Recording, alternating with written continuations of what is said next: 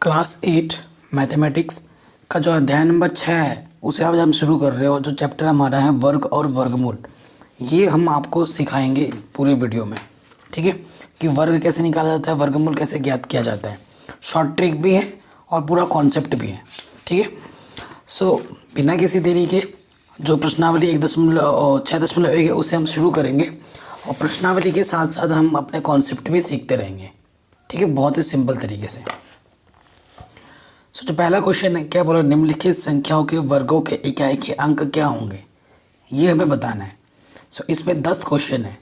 ठीक है, 10 के 10 तो मैं नहीं कराऊंगा क्योंकि सारे एक जैसे हैं, बहुत ही आसान है, आपको पता लग जाएगा। ठीक है, कह रहे हैं वर्ग, वर्ग क्या होता है मैं आपको बता देता हूँ पहले। कई बच्चों को वर्ग का मतलब नहीं पता होगा। देखो, वर्ग, वर्ग का मतलब क्या होता है, मतलब घात में 2। वर्ग का सीधा सीधा मतलब क्या होगा, घात में 2। जैसे कि अगर मेरे को 2 का वर्ग करना है तो 2 की घात 2, यानी कि उसी चीज़ को उसी संख्या से गुणा करना है, 2 दूनी 4। अगर मेरे को वर्ग करना है 5 का वर्ग, यानी कि 5 को 5 से गुणा करना है, यानी कि 25। ठीक है, अब इस क्वेश्चन में बोला है कि जो 81 होगा जब हम उसका वर्ग करेंगे, ठीक है, तो इकाई का अंक क्या होगा। सारे अंक नहीं पूछ रहे कि क्या आएगा, हमसे सिर्फ क्या पूछ रहा है, इकाई का अंक, कि इकाई का अंक क्या होगा वो बताओ भाई हमें, और मैं और कुछ नहीं चाहिए। सीधा सिंपल तरीका है। आंसर में क्या लिखना है, आंसर कैसे पता लगाते हैं, यहाँ पे जो संख्या इकाई का उसे लिखो और उसी संख्या को उसी से एक बार गुणा कर दो, एक कम एक, ये होगा आंसर। जैसे इसका दूसरा पार्ट है, दूसरे पार्ट में 272 का वर्ग। ठीक है, तो हल करके लिखोगे, क्योंकि हमसे बस इकाई का अंक पूछ रहा है कि इकाई का अंक क्या होगा। तो यहाँ पर संख्या कितनी है, 2 है, तो 2 को 2 से गुणा कर दो, तो 2 दूनी 4 होगा आंसर, यानी कि 4 होगा इकाई का अंक का। जैसे कि थर्ड क्वेश्चन है आपका 799, इसका वर्ग करना है और इसका इकाई का अंक लिखना है, तो कितना होगा, यहाँ पर अंक कितना है 9, 9 को 9 से गुणा करो तो 9 9 81। तो हमें बस इकाई का अंक चाहिए। इकाई का अंक क्या हो जाएगा, 1। तो ये तो दहाई का अंक है ना, तो इकाई का अंक क्या आएगा, 1 आएगा, ये आ जाएगा उत्तर। ठीक है, इसी तरीके से सारे क्वेश्चन होंगे। अगर आप चौथे वाले पे आ जाओ, ये है 3 8 5 3 का वर्ग करोगे, हमें बस इकाई का अंक का चाहिए, तो यहाँ से 3 ले लो, 3 को 3 से गुणा करेंगे तो आएगा 9। ठीक है, एक संख्या आएगी तो कोई दिक्कत ही नहीं है। 2 या 2 से ज़्यादा संख्या हैं तो लास्ट वाला लिखना है, क्योंकि इकाई यहाँ से शुरू होता है ना। अगर एक अंक आएगा तो वही है। अगर सपोज़ करो जैसे कि 9 से 9 9 में 81 किया था तो 2 अंक आ गए थे, तो हमें तो बस इकाई का अंक चाहिए, तो हम यही लिखेंगे। ठीक है, और एक कर रहा हूँ मैं, 9वां कर रहा हूँ। देखो, यह है 12 7 9 6 का वर्ग। हमें चाहिए इकाई का अंक, तो क्या करेंगे, 6 गुणा 6 यानी कि 36। तो इकाई का अंक क्या हो जाएगा, 6।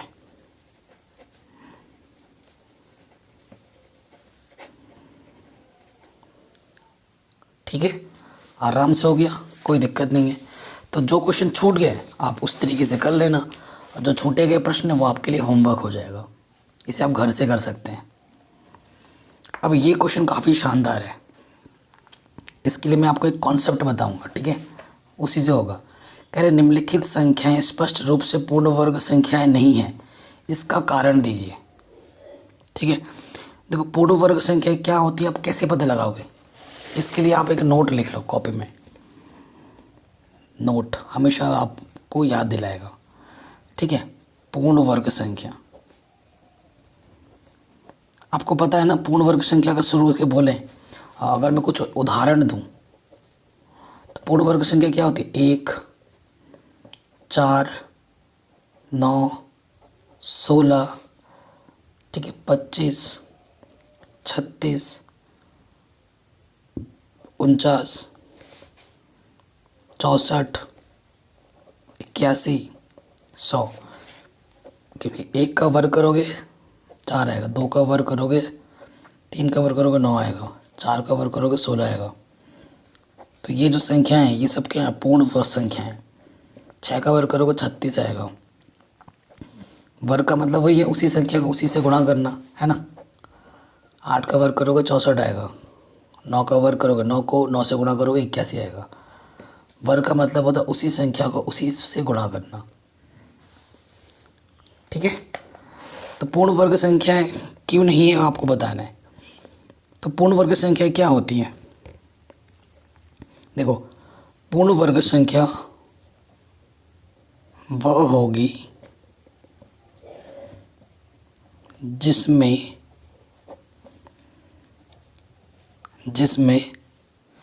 इकाई के स्थान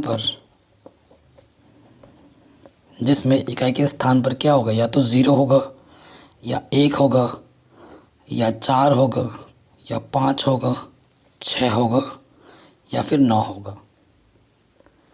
इकाई के स्थान पर अगर ये अंक होते हैं तब तो पूर्ण वर्ग वो संख्या पूर्ण संख्या होगी, नहीं तो नहीं होगी। देखो इन सभी संख्याओं में 1 है, 4 है, इकाई के स्थान पर 9 है, 6 है, 5 है, 6 है, 9 है, 4 है, 0 है। अगर इनको छोड़कर कुछ और नंबर आ जाए, जैसे कि 3 आ जाए, 2 आ जाए, ठीक है, 7 आ जाए, 8 आ जाए, तब नहीं होगा, ठीक है। इस पर होगा। और इसको छोड़कर कोई अंक दूसरा अगर लिखा आता है इकाई के स्थान पर तो नहीं होगा। जैसे कि पहला क्वेश्चन है 1057, ठीक है। तो क्या लिखोगे, चूंकि इकाई के स्थान पर 7 है अतः यह पूर्ण संख्या नहीं होगी, ठीक है। या फिर क्या लिख सकते हो, क्योंकि पूर्ण संख्या होने के लिए इकाई के स्थान पर हमें 0, 1, 4, 5, 6 अथवा 9 में से किसी एक संख्या का होना अनिवार्य है। चूँकि यहाँ पर वो अनुपस्थित है, इसी वजह से यह संख्या पूर्ण संख्या नहीं है, ठीक है। पूर्ण संख्या कब नहीं होगी, पूर्ण संख्या है, देखो ये दूसरा नोट, अच्छा पहला नोट भी याद रखना, दूसरा नोट, पूर्ण संख्या नहीं होगी यदि इकाई के स्थान पर, ठीक है, इकाई के स्थान पर क्या आ जाए, 2, 3, 7, 8 हो तो, ठीक है।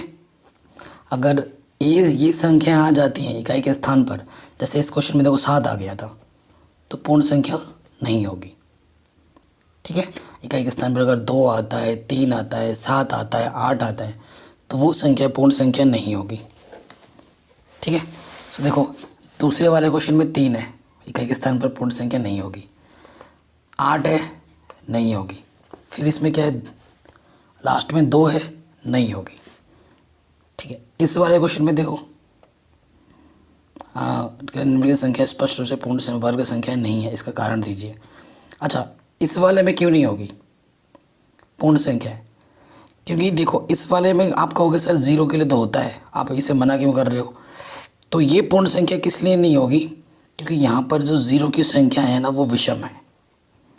अगर 0 की संख्या सम होती तो वो पूर्ण होता, ठीक है। जैसे कि 2 होती, या फिर 4 होता, या फिर 6 होता, तो हो सकता था। लेकिन यहाँ पर विषम 0 आ गए हैं, विषम, तो पूर्ण नहीं होगी, ठीक है। 5वां थोड़ा अलग है, तो लिखोगे कि शून्य की संख्या विषम, ब्रैकेट में लिख देना 3 है, इसीलिए यह पूर्ण संख्या नहीं होगी,